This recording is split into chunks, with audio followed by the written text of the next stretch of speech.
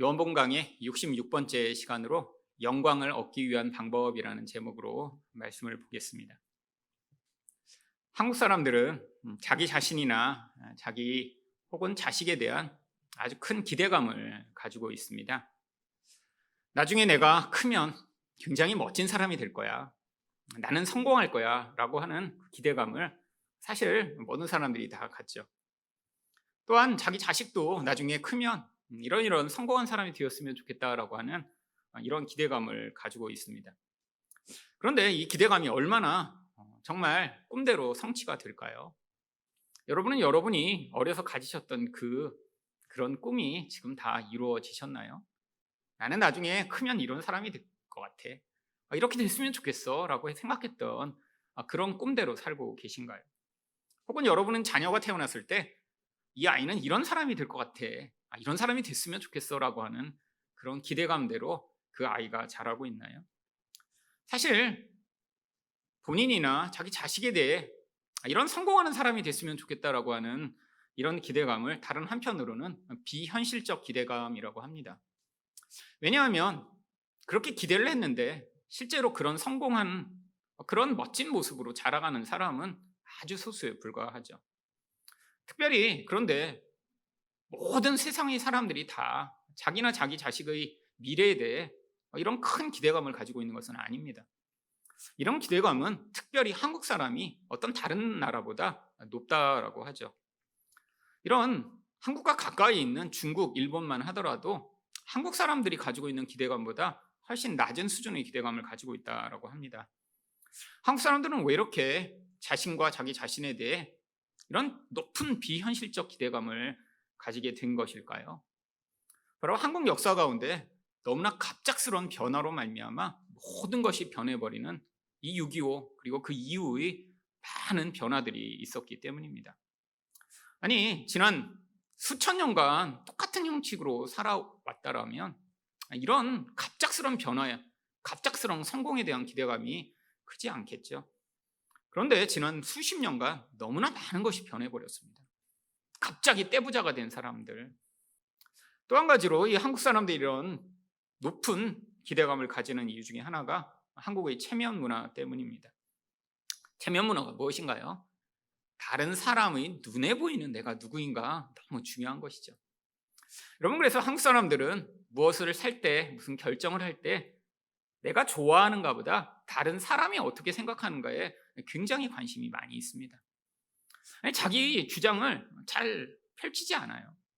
아니, 아주 사소하게도 심지어는 식당에 가서 음식을 먹을 때도 너는 뭐를 먹을래? 아니, 내가 좋아하는 거 각자 먹으면 되는데 꼭 다른 사람들이 먹는 것에 궁금해합니다. 그리고 나서 다른 사람들이 전부 짜장면이면 나는 짬뽕 먹고 싶다가도 갑자기 변해요. 나도 그러면 짜장면 먹어야겠다. 왜 그렇죠? 체면 문화 때문입니다. 외국 사람들은 절대로 다른 사람이 뭐 먹는지 그래서 그것에 자신을 맞춰야겠다고 생각을 하지 않아요. 여러분, 이 체면 문화가 단순히 음식을 먹는 데만 영향을 미치나요? 아니에요. 인생의 모든 부분에 남이 나를 어떻게 생각할까 때문에 많은 결정이 달라집니다. 왜냐하면 체면 문화에서 가장 중요한 것이 무엇이죠? 내가 창피하지 않은 거예요. 다른 사람이 나를 볼 때 나는 괜찮은 사람이고 그래서 어떤 선택이나 어떤 결정으로 말미암아 다른 사람이 나를 제발 라고 이렇게 수치스럽게 여기지 않아야 되기 때문에 내가 옷을 입을 때도 내가 좋아하는 것을 입는 게 아니라 이거 입으면 다른 사람이 나를 어떻게 볼까라는 기준으로 옷을 입고 어디에 갈 때도 어떤 것들을 살 때도 늘 이것에 따라 결정을 합니다. 여러분, 그래서 한국 사람들이 그 영향력으로 말미암아 내가 이렇게 성공했다 혹은 내가 괜찮은 이런 삶을 살고 있다라고 하는 기준 또한 다 다른 사람들이 바라보는 관점에서 자신을 평가합니다. 그래서 이 한국 사람들이 자신이 성공한 괜찮은 삶을 살고 있다라고 생각하는 그 기준인 중산층의 기준 또한 세상의 다른 나라와는 전혀 다른 기준을 가지고 평가합니다. 여러분, 한국에서 내가 그래도 괜찮은 삶을 살고 있다라고 하는 이 중산층에 들어가기 위한 조건이 무엇인 줄 아세요? 첫 번째는 30평 이상의 그런 자기 소유의 아파트를 가지고 있어야 한답니다. 두 번째는 월 500만 원 이상의 월급을 받아야 하고요.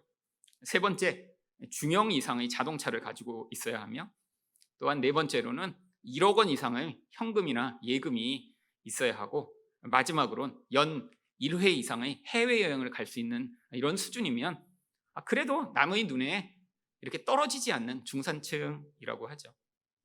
여러분, 다 이 조건들이 무엇인가요? 남의 눈에 평가할 수 있는 이런 물질적 가치로 내 삶의 성공이나 내 삶의 수치를 결정하게 되는 것이죠. 여러분, 프랑스 사람들이 그런데 괜찮은 삶을 살고 있다라고 하는 평가의 기준은 무엇인 줄 아십니까? 한 개 이상의 외국어를 하거나, 즐기는 스포츠가 있거나, 악기를 다룰 수 있거나, 자신만의 특별한 요리를 만들 수 있거나, 사회적 이런 문제에 대해서 분노하거나 공감할 수 있는 그런 지성을 가지고 있거나, 혹은 약자를 돕는 봉사활동을 정기적으로 하는 사람이 바로 성공한 사람이라고 평가한다고 합니다. 사실 한국의 평가 기준으로는 저는 굉장히 수치스러운 삶을 살고 있죠. 아파트도 없고, 사실 해외여행도 10년마다 한 번씩 가고 있거든요. 사실 아무런 기준으로 저는 정말 성공한 사람이 아니죠. 근데 프랑스의 기준으로 보니까 저는 굉장히 성공한 사람이더라고요. 외국어도 할 줄 알고요. 그리고 악기도 칠 줄 압니다. 요리도 할 수 있고요. 저는 굉장히 성공했습니다. 프랑스에서 태어날 걸 그랬어요. 사실 왜 나라마다 이런 기준이 다른 것일까요? 아니, 다른 나라에서 제가 태어났으면 저는 굉장히 성공해서 뿌듯한 삶을 살고 있을 텐데, 왜 한국에서 태어나서 사람들이 괜찮은 삶이라고 하는 아무런 조건도 갖지 못한 삶을 살게 된 것일까요? 여러분, 이것이 무엇을 가져오는 줄 아세요? 사실 이런 사회적 평가 기준에 부합한 삶을 살고 있지 못하면 사실 자신의 인생이 굉장히 창피하게 느껴집니다. 남들이 다 사는 그런 좋은 아파트에 살지 못하면 나는 실패했다, 나는 부끄럽다라는 생각을 하게 되죠. 아니, 남들이 다 하는 거를 내가 하지 못할 때, 그때 우리는 내 인생 자체가 부인되고 열등감을 느끼게 됩니다. 여러분, 근데 정말 이런 한국에서 평가하는 그 평가의 기준을 넘는 그런 다른 사람보다 괜찮은 물질적 조건을 가지면 정말 수치스럽지 않고 영광스러운 삶을 살게 되나요? 그렇지 않습니다. 아무리 큰 아파트를 가지고 있고, 정말 좋은 차를 타고, 아니 현금이 수십억 원이 있으며 1년에 내가 원하는 때 아무 때나 해외여행을 갈 수 있다고 정말 인생이 영광스럽고 행복할까요? 여러분, 이게 문제죠. 사실 성경에서는 우리 참된 수치와 참된 영광이 무엇인가 가르치고 있는데, 한국에 있는 많은 성도들까지도 이 세상의 기준을 그대로 받아들여 자기 인생과 자기 자녀의 인생을 평가하며, 내가 이런 세상의 기준을 갖지 못하면 수치스러운 존재라고 생각하며 사실 자기 자신에 대해 위축되고 열등감을 가지는 이 모습이요. 사실 성경은 이런 것을 가져서 우리가 영광스럽거나 멋진 존재가 된다고 이야기를 하지 않습니다. 그렇다면 성경이 도대체 영광이라고 이야기하고 우리가 수치를 벗어나 이런 영광스러운 모습을 갖는 것이 무엇이라고 이야기를 하나요? 오늘 말씀을 통해 바로 이 영광을 얻기 위한 방법을 살펴보고자 하는데요. 첫 번째로 영광을 얻기 위한 방법은 예수님처럼 사랑하는 것입니다. 31절 말씀입니다.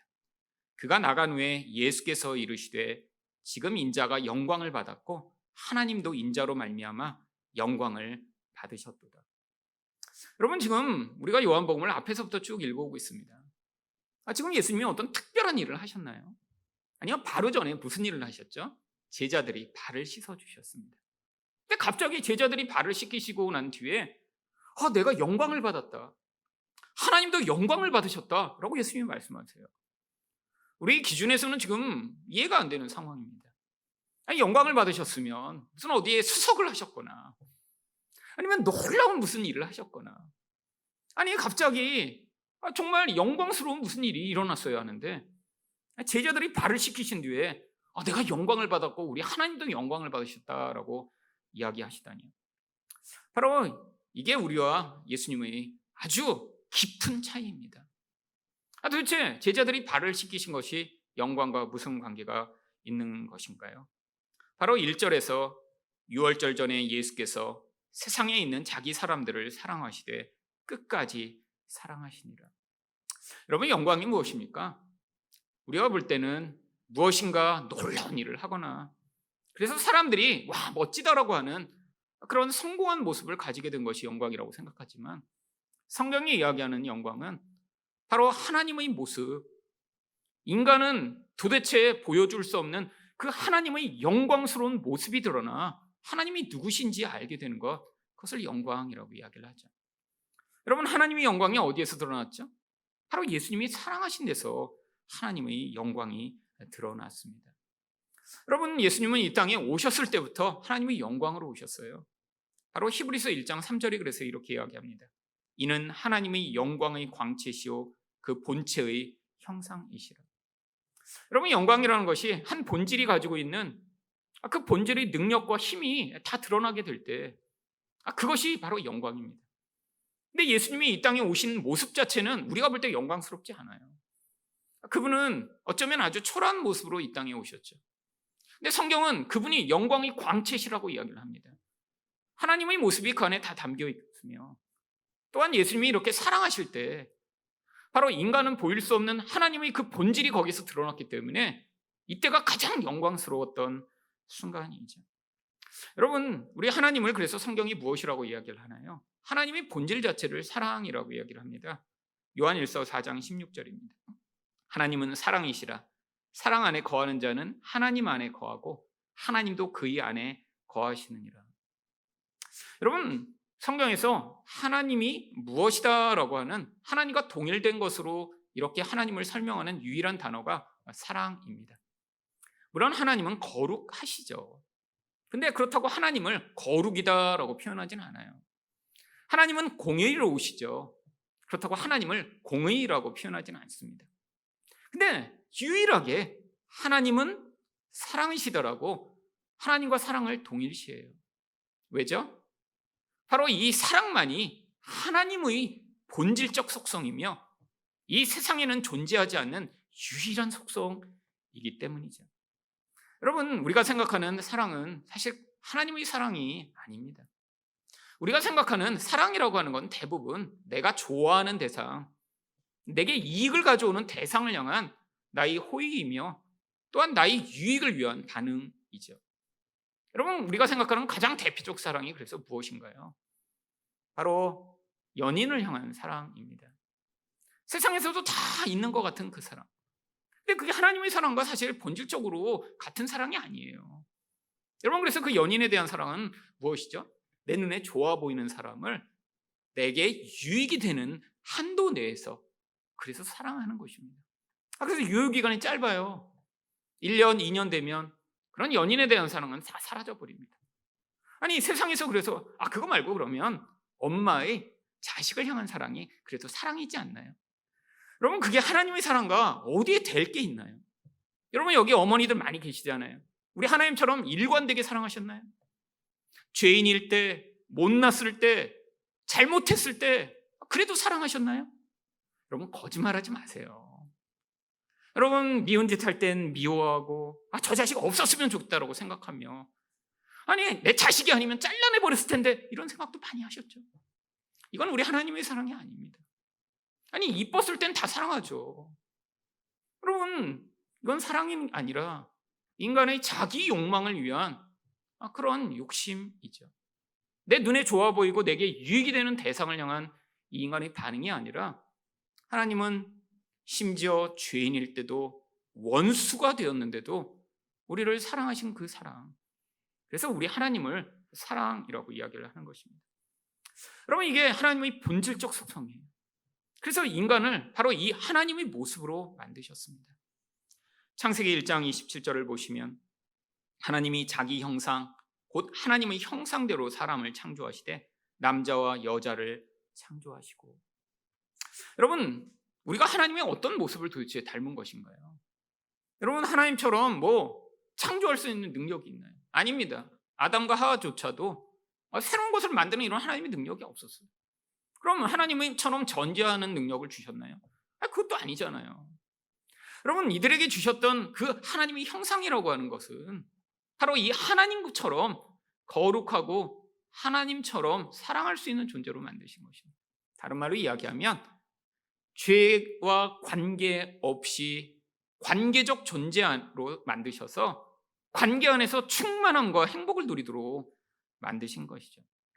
여러분, 그래서 처음 만들어진 이 인간의 하나님의 모습은 바로 이들이 죄가 없고 하나님처럼 사랑할 수 있는 존재로 만들어진 것입니다.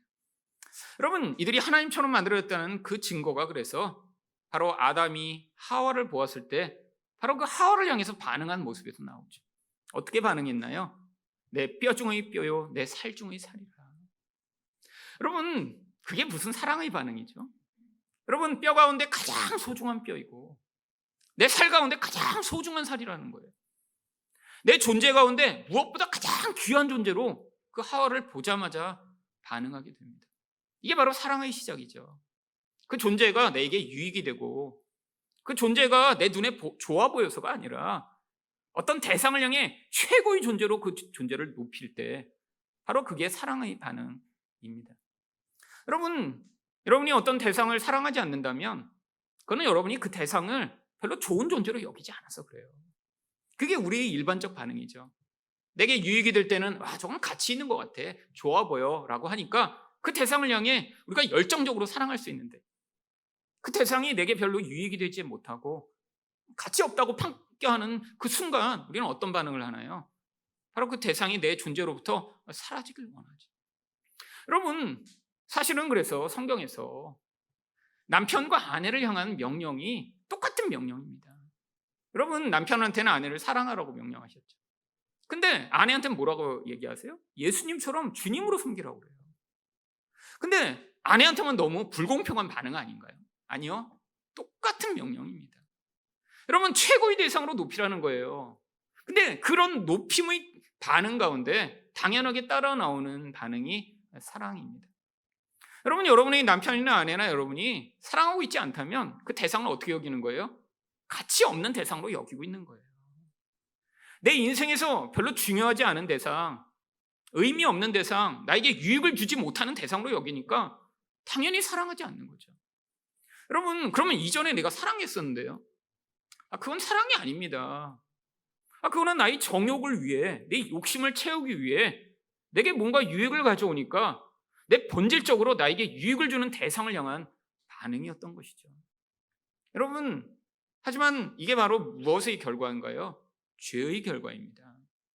죄가 만들어낸 가장 무시무시한 결과는 인간이 바로 이런 사랑을 잃어버리고 나의 욕망을 채울 대상으로 모든 존재를 다 전락시켜버린 것이죠. 심지어는 하나님마저도 내게 유익이 될 때는 하나님 내가 찬양합니다. 우리 하나님 좋은 하나님입니다. 근데 나쁜 일이 일어나기만 하면 어떻게 변해요? 이 하나님 나만 미워하시나 봐. 하나님 날 사랑 안 하시나 봐. 이 하나님 악신 아니야? 여러분, 이게 지금 하나님마저도 우상으로 지금 섬기고 있는 거죠. 여러분, 이게 바로 욕심이 만들어낸, 죄가 만들어낸 결과입니다.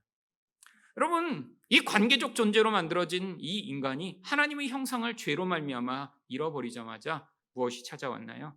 창세기 3장 7절입니다. 이에 그들의 눈이 밝아져 자신들이 벗은 줄을 알고 무화과 나무 잎을 엮고 치마로 삼았더라. 여러분, 바로 하나님의 형상이 사라지자 하나님의 영광도 떠나버렸습니다. 여러분, 하나님의 형상으로 만들어진 인간은 그 자체가 가장 영광스러운 존재인 거예요. 다른 것으로 자신을 치장할 필요가 없습니다. 여러분, 본질 자체가 가장 아름다운 거예요. 인간을 하나님이 만드실 때 하나님의 형상대로 만드셨으니까 그 목적에 맞는 인간은 무엇보다 가장 아름다운 존재입니다. 화장하지 않아도 예쁘고, 아름다운 옷을 입지 않아도 너무나 아름다운 존재인 거예요. 여러분, 그래서 우리가 천국에 가면 자기가 입고 싶은 옷이나 아름다운 옷을 입지 않습니다. 다 무슨 옷 입어요? 흰 옷만 입으면 돼요. 왜요? 겉으로 우리가 꾸미지 않아도 우리 존재로부터 영광이 뿜어져 나옵니다. 그래서 예수님이 바로 영광스러운 모습이 되셨을 때 흰 옷을 입으신 거예요. 여러분, 흰 옷만이 무엇을 할 수 있나요? 그 본질 안에 감추어진 영광을 가리지 않고 다 그대로 보여줄 수 있습니다. 그럼 마치 요즘도 이렇게 몸 좋은 사람들은 자꾸 어떻게 하려고 그래요? 몸을 드러내고 싶어 아주 못 견뎌합니다. 그러려고 몸을 만든 거니까요.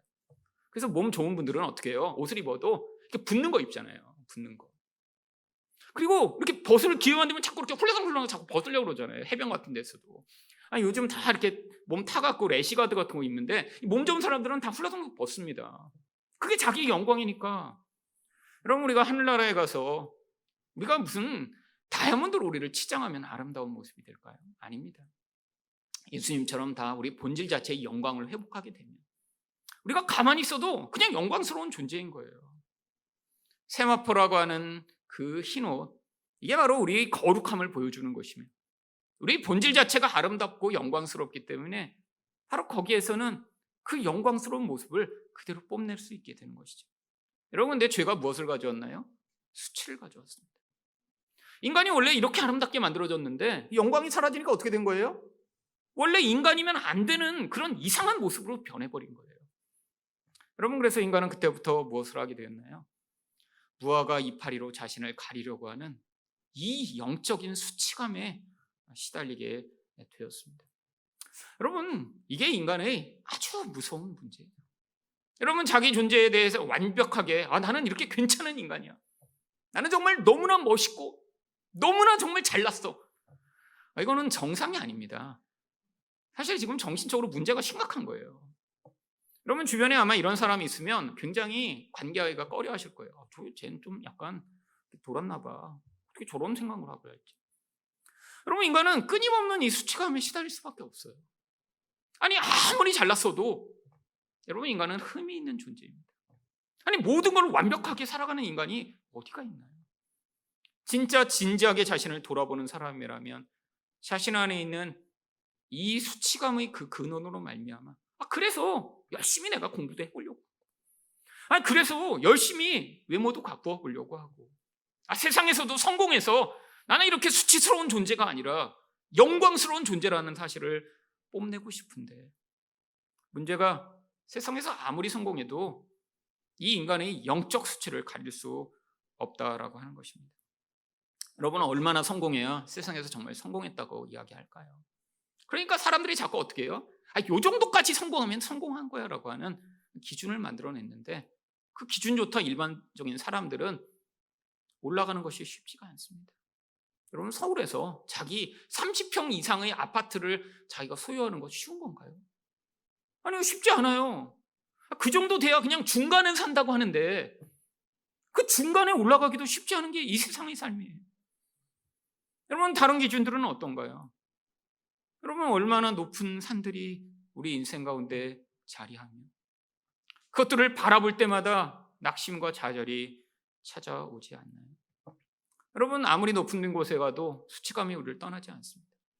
아니, 심지어는 한국에서 제일 좋은 학교라고 하는 서울대학교에 가면 아마 전국에서 가장 많은 열등감을 가진 사람들이 모여 있습니다. 이상하죠? 아니, 서울대라고 하는 서울대에 갔는데 여러분, 거기서 열등감을 가진 사람이 제가 볼 때 세상에 있는 어느 곳보다 많아요. 왜죠? 세상에서 가장 똑똑한 사람을 모아놨더니요, 그 안에서 그 똑똑한 사람과 자기를 직접 비교하게 되면서 자꾸 바보라는 생각이 드는 거예요. 여러분, 몇 년 전에도 서울대 공대 다니는 한 청년이 자살했습니다. 대학교 1학년 다니고 자살했어요. 근데 대학교를 갔는데 두 가지 문제가 이 청년한테 있었더라고요. 일단 혼자 열심히 공부하던 청년이었어요. 가정이 좀 어려워요. 근데 똑똑한 청년이었죠. 그렇게 학원도 다닐 수 없는 그런 가난한 집에서 공부해서 그래서 서울 공대를 간 거예요. 그리고 또 가봤더니 서울 공대만 가면 될 줄 알았는데 갔더니 진짜 똑똑한 사람들은 다 어디서 옵니까? 변두리에서 열심히 공부해서 간 게 아니라 뭐 외고, 과학고 막 이런 데서 와서 걔네들은 자기끼리 노는 거예요. 여러분, 그래서 심지어는 이 서울대가 더 이상해졌더라고요. 옛날에는 이제 대학교에 가면 다 과 잠바라고 그래요. 과잠이라고 만들어 있습니다. 저희 때는 없었는데 나중에 보니까 생겼더라고요. 그래서 뭐 SNU 뭐 이렇게 학교마다 뒤에 이렇게 영어로 이렇게 써놓고 거기다 이제 과 이름을 밑에 써놓잖아요. 근데 요즘은 이 과 잠바도 똑같이 과 잠바 입으면 서로 그게 차이가 안 나니까 그 밑에다 어느 고등학교를 나왔는지를 밑에 쓴대요.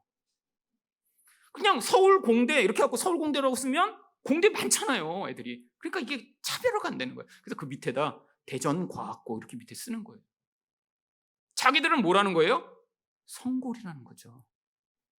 아니, 난 똑같은 서울 공대가 아니야. 그 안에서 내 출신 자체는 거슬러 올라가다 보면 나는 너네와 다른 족속이야 라고 자신을 드러내고 싶은 이 세상. 1년 다니고 그래서 이 청년이 자살했습니다. 뭐라고 그러고 자살했냐면, 나는 아무리 노력을 해도 이 수준에서 내 경제적이고 상황적인 것을 변화시킬 수 없다는 걸 1년 다니고 깨달았다고 그러고 자살했어요. 여러분, 이게 세상의 현실입니다. 이 세상의 성공의 기준을 받아들여 나도 저렇게 되고 싶다 하면 대부분은 다 그 기준에 이르지 못해 비참한 삶을 살아야 되고요. 혹시 그 자리에 이르더라도 더 잘나고 더 멋진 사람들 사이에서 수치스러운 자신을 발견하게 되죠. 여러분, 그래서 하나님이 우리에게 바로 진짜 영광스러운 모습이 무엇인가를 가르쳐 주시고자 한 거예요. 여러분, 우리 예수님 이 세상의 기준으로 보면 별로 잘난 거 없는 분이셨습니다. 출생 자체가 그래요.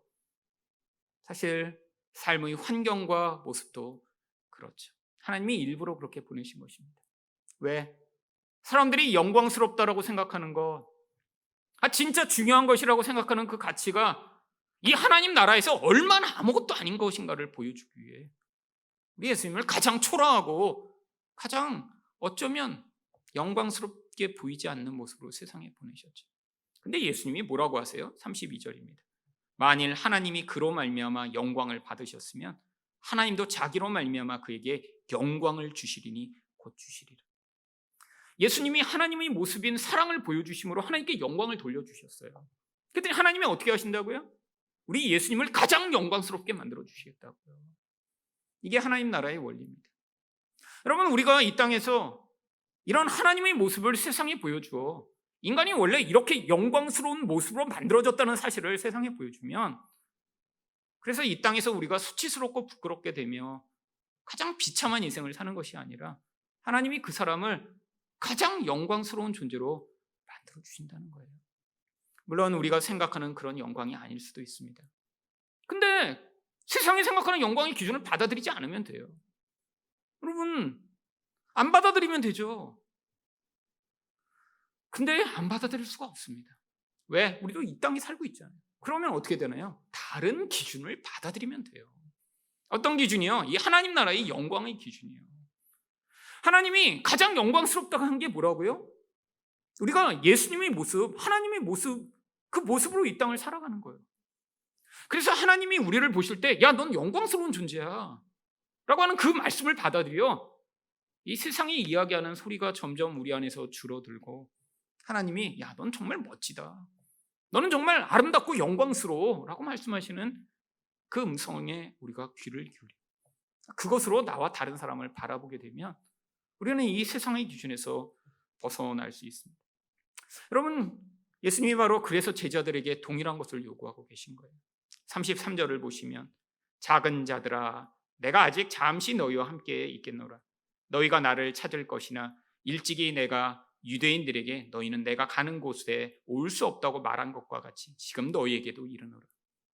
예수님이 지금 떠나신대요. 지금 몇 시간 지나지 않으면 군병들에게 잡혀가시게 되어 있습니다. 지금 유언처럼 하시고 싶은 거예요. 근데 무엇을 가르치시고 싶은 거죠? 예수님이 이렇게 영광을 받으셨어요. 그래서 제자들도 바로 이 예수님과 같은 모습으로 가장 영광스러운 삶이 무엇인가를 가르치시고 싶으신 거예요. 제자들에게 그래서 사랑을 담아 작은 자들이라고 부르십니다. 한글로 이렇게 작은 자들이라고 번역해 놓고 나니까 약간 어감이 이상한데, 원래 이게 엄마가 아이들을 부를 때 얘야라고 부르는 그런 표현입니다. 그래서 헬라어로 읽으면 그냥 아이야라고 하는 테크놀이라는 단어를 써요. 엄마가 아들을 부르면서 아들아, 애기야 이렇게 부를 때 그 표현. 우리 예수님이 이 제자들을 지금 떠나셔야 돼요. 그래서 이 제자들과 함께 있지 못해요. 그러니까 사랑이 마음에 가득하셔서 이 애기들아 그러고 부르신 거예요. 사랑을 담아. 내가 이제 곧 떠나는데, 근데 너희가 내가 받은 이 영광, 이 인간이 가장 아름다울 수 있는 이 비밀을 너희들에게 가르쳐 주기를 원해 라고 말씀하시며, 바로 34절에 새 계명을 너희에게 주노니 서로 사랑하라. 내가 너희를 사랑한 것 같이 너희도 서로 사랑하라 라고 말씀하신 것입니다. 여러분, 이 사랑은 어떤 사랑인가요? 우리는 자기를 높이기 위해 누군가를 사랑한다고 얘기를 합니다. 여러분, 엄마가 자식을 사랑하는데도 바로 이런 자기중심적 사랑이 늘 문제인 거죠. 여러분, 아이를 진짜 사랑하면 아이가 내가 원하는 어떤 수준과 기준에 이르지 못해도 여전히 사랑해야 되는데, 엄마가 생각하는 어떤 기준과 수준에 이르지 못하면 어떤가요? 그 사랑이 늘 왜곡되고 변질됩니다. 아니, 엄마의 마음에 들어야 사랑하는 그런 사랑, 그건 사랑이 아니죠. 예수님은 그래서 어떻게 사랑하셨나요? 높으신 분이 가장 낮은 자리에 내려가 사랑하셨습니다. 이게 바로 하나님이 요구하시는 사랑이에요. 나를 높이기 위해 다른 사람을 이용하는 그런 이기적 사랑이 아니라, 나를 버리고 상대를 그냥 높이고 인정하고 최고의 존재로 바로 받아들이는 이 사랑이에요. 여러분, 근데 이게 뭐라고요? 바로 제자들에게 예수님과 같은 모습을 가르치시고자 예수님이 보여주시는 사랑입니다. 여러분, 근데 이 사랑은 누구만 할 수 있냐면 바로 하나님의 사랑을 받은 성도들만 할 수 있죠. 여러분, 그래서 가룟 유다가 떠난 다음에 이 세 계명을 주신 거예요. 여러분, 우리는 죄로 말미암아 이 이기적 사랑에서 절대로 벗어날 수 없는 존재입니다. 여러분이 진짜 하나님의 사랑을 처음부터 가지고 계셨으면 여러분의 사랑이 절대 변하지 않았어야 돼요. 근데 여러분 다 변하셨죠? 여러분, 내가 죽기까지 사랑하겠노라고 약속했지만 지금 그 사랑으로 남편과 아내를 사랑하고 계신가요? 죽기까지 사랑하겠다고 말을 했는데 죽였으면 좋겠는 경험도 많이 하셨죠? 그냥 죽이고 나서 사랑해야겠다, 뭐 이런 결심. 그럼 살면서 우리 결심으로 그렇게 사랑이 안 됩니다. 아니, 아기가 태어나면 너무 내가 이 아기를 정말 너무 사랑해야지. 그럼 몇 년이죠, 몇 년. 나중에는 초기에 1, 2년 동안 반항하지 못할 때 사랑했던 그 사랑으로 평생을 버티는 게 자식 사랑이죠. 그럼 인간의 사랑이 그 정도밖에 안 돼요. 그 정도밖에. 여러분, 이건 사랑이 아니에요. 여러분, 우리가 사랑이라고 이름을 붙였어요. 왜? 사랑에 대한 갈망이 너무 커요. 여러분, 세상의 노래를 보세요. 모두 다 사랑을 노래합니다. 사랑하는 유행가가 있나요? 얼마나 사랑에 대한 갈망은 커서 사랑 노래는 하는데 이 사랑이 우리 안에 채워지지 못해 늘 갈망하죠. 그래서 늘 이상적 사랑을 꿈꾸죠. 언젠가. 여러분, 세상에 없습니다. 여러분, 하나님만이 우리에게 이 사랑을 보여주셨어요. 그리고 우리 또한 이 사랑을, 예수 믿는 자라면 우리 이 이기적 사랑을 뚫고 그 사랑을 증명하도록 하시는 거예요. 여러분, 이 사랑이 나타날 때 우리는 무엇을 보여줄 수 있나요? 우리가 얼마나 영광스러운 존재인가를 보여줄 수 있습니다. 여러분, 우리가 1등 했다고, 성공했다고 영광스러운 게 아니에요. 남들은 보일 수 없는 그 사랑, 정말 원수예요. 정말 죽여도 마땅하지 않은 그런 사람인데, 마치 우리가 이전에 들었던 많은 그런 신앙의 위인들과 같은 그런 사랑을 보였을 때 문득 보였던 그 사랑 안에서 사실 하나님의 형상이 회복되고 가장 아름다운 모습이 나타나는 것입니다.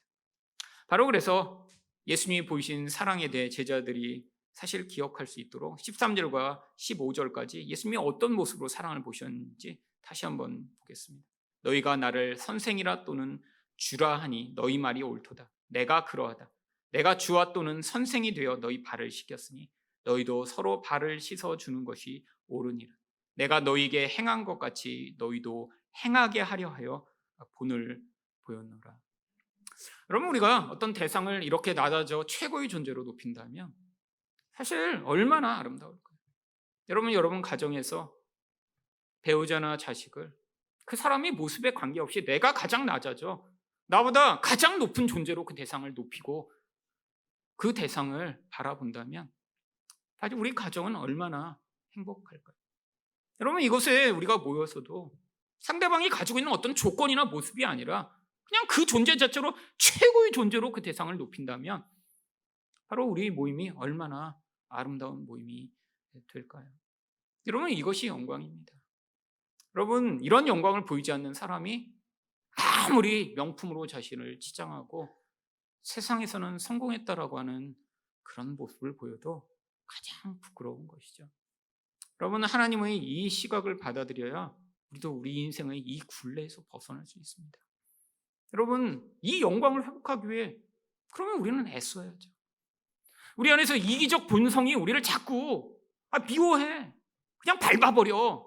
너에게 이익이 되지 않는 그 존재를 잘라버려라고 이야기를 할 때에도 하나님, 내가 이 수치스러운 사랑하지 못하는 모습에서 벗어나 사랑할 수 있는 능력과 은혜를 달라고 기도하며 여러분은 사랑하실 수 있습니다. 그때 어떤 결과가 나타나나요? 35절입니다. 너희가 서로 사랑하면 이로써 모든 사람이 너희가 내 제자인 줄을 알리라. 여러분, 스승과 제자, 바로 랍비와 제자의 관계는 랍비의 모든 모습을 그대로 보여주는 존재가 제자입니다. 하나님이 우리를 이 땅에서 바로 이 제자로 부르신 거예요. 예수님이 지금 안 계시니까 우리를 통해 예수님이 어떠신 분이신가 보여줌으로 바로 이 사랑이 나타날 때 우리 또한 세상에서 가장 영광스러운 존재가 되며 하나님이 어떠신 분이신가를 세상에 보여줄 수 있습니다. 사랑하심으로 가장 멋진 영광을 얻으시는 여러분 되시기를 축원드립니다. 기도하겠습니다.